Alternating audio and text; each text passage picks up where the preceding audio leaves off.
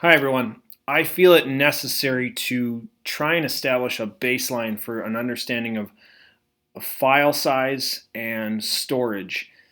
So here we go. This is a basic overview of drives and file size in understanding local, cloud-based, and shared drives or drafts. They have nothing to do with drives. It was just a picture that sounded kind of like drives. All right, first slide. So your local hard drive on your computer is fairly limited in space. We have a number of faculty who run out of space each year because of content they create that takes up too much room. If we marry this information with a current Finder window, I had shared with you that my computer right now has 32 gigs available. I could also see this under About This Mac, and that was at the top on the Apple. I know you can't see that up here. It's frustrating. And storage, it'll kind of show me an overview of what I've all got on here. So I've got quite a few apps, 20 gigs of apps. The other never goes away. It's like operating system. And then audio and photos take up a fair amount of space. So I've got some room here, right? Gigabytes, though, what does this mean? Well, we're going to try and understand this or keep it palatable for just about anybody. Let me close out some windows here. The most basic thing that a computer can store is a bit of information, and a bit is either a 1 or a 0 in binary code. Burn mark on like CDs or hard drives, it'll actually make a burn mark, or a 0 is considered a blank spot. Computers, or we don't usually see anything that's bits in size. We see things that are not even in bytes. We see kilobytes. Now, a byte is an 8-pack of bits, so that's just a way of clustering 8 together, and they call them bytes. Lowercase b is bit, uppercase b is byte. Again, on our computer, or on my computer, if I look at my documents and I move this over so I can see my file size, there's nothing on here that's going to be bytes in file size. Everything is going to be KB. Notice capital B, kilobytes in size. So, for example, if I open this up, this is just in a basic Adobe file or PDF file, a template for a button maker, and it's 70 or 37 kilobytes, which is 37,000 bytes. If we look at this pyramid here, to me this helps a lot with the abbreviations and understanding. Kilobytes are typically Word documents, PDFs, something like that. They're thousands of bytes. Megabytes would be pictures or music. So if I go to my music and see if there's anything out here generically, no, it looks like there's not. Music, here we go. A little further. So Sugar Zone, spacebar to preview.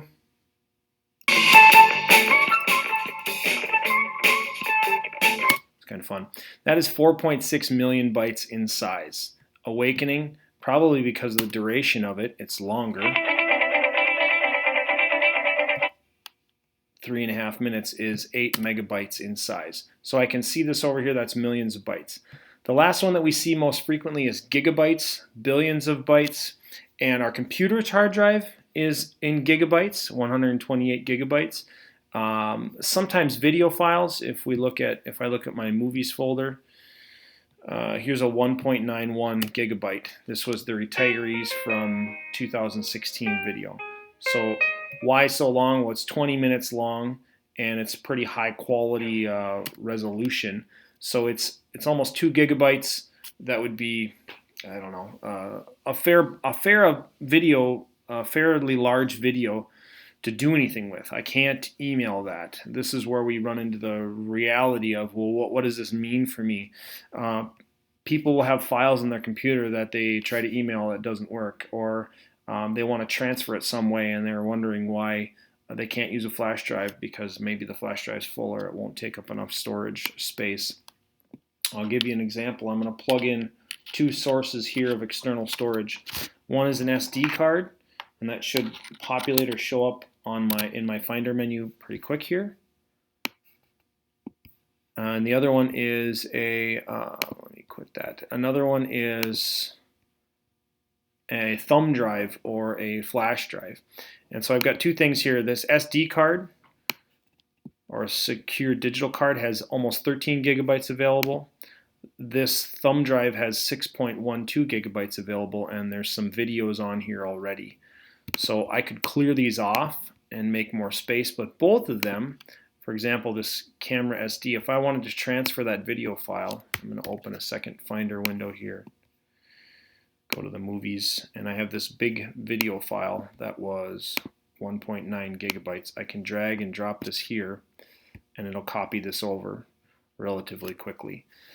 But this is really one of the only ways I could do it. I could also put this up in the cloud, which we'll talk about next. So while that's copying, let me go back to this. This is our local hard drive. That's a real brief overview of bits and bytes and file extensions. You could also know that most storage or the computers are exponential as far as how they notate or how they double in size. So we have a 128 gigabyte hard drive. Next one up is a 256, then a 512, then a 1024 or 1024, which would actually be a terabyte in size, and that you see right here. These are typical on external hard drives or larger computers right now. And we don't usually see anything higher than that, peta, zeta, yotta, Vader bytes. We don't see that. Okay, other places to store things. Your desktop is actually stored on your local computer's hard drive. So if you have a lot of stuff like this one does, it's taking up space. If you haven't organized it or cleared it out, you can run out of space. Not very common, but it does happen with a number of faculty computers in a given year. Cloud-based storage is the next thing to understand. So cloud-based storage is access through the internet. It's not on your local computer. It is stored offsite in a server farm somewhere far away. We are most familiar with Google Drive, and we have unlimited storage for faculty members, which is part of Google Apps for Education, which is awesome. Our students have 15 gigabytes, which is very generous, and it's adequate for 99% of what students are doing. I'll show you this after I explain it. So Google Drive has two primary partitions: My Drive, which is things that you create personally, and Shared with Me, which is files that have been shared with you by others. And most of you are familiar with those two things. This is my personal drive here and how I have it organized. Right now I have 156 gigabytes used. So that's more space than what my computer could store. And I've got a lot of stuff on here that is random, or like I've done a lot of files and digital video conversions for people. So these are videos for other people that take up a lot of space, 2 gigabytes, 3 gigabytes, that kind of thing. Okay, and My Drive versus Shared with Me. Most of you understand this now, but Shared with Me, one of the disadvantages of Shared with Me is it's kind of more difficult to organize. These are shared folders, but all these files that have been shared with me, like I can move them to my Drive, I can copy them somewhere, but they don't go away from Shared with Me. So Shared with Me ends up being this really long string of files that have been shared with me, and it's kind of never ending. Best thing I can tell you there is search by the title of the file and you'll be able to find it. If it's important to you, then select it and move it to your drive or add it to your drive so that you can find it on your drive.